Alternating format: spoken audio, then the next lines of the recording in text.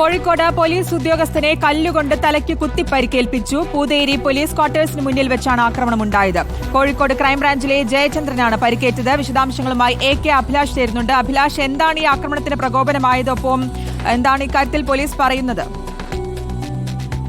ശ്രുതി, ഇന്ന് ഉച്ചയ്ക്ക് ഏതാണ്ട് 2 മണിയോടുകൂടിയാണ് ഈ കോഴിക്കോട് പൂതേരി പോലീസ് ക്വാർട്ടേഴ്സിന് മുമ്പിൽ വെച്ച് സംഭവം നടക്കുന്നത്. ഇത് ഫുട്പാത്തിലൂടെ നടന്നു പോകുന്ന സമയത്ത് ഫൈസൽ എന്ന് പറയുന്ന ഒരാൾ അസഭ്യം പറയുകയും ഇത് ജയേന്ദ്രൻ, അതായത് ക്രൈംബ്രാഞ്ച് ഓഫീസിലെ പോലീസ് ഉദ്യോഗസ്ഥനാണ്, ഇയാൾ ചോദ്യം ചെയ്യുകയും ചെയ്തു. ഇതോടുകൂടി തന്നെ പ്രകോപിതനായ ഫൈസൽ ഇയാളെ ആക്രമിക്കുകയായിരുന്നു. തലയ്ക്ക് കല്ലുകൊണ്ട് കുത്തി പരിക്കേൽപ്പിക്കുകയും ചെയ്തിട്ടുണ്ട്.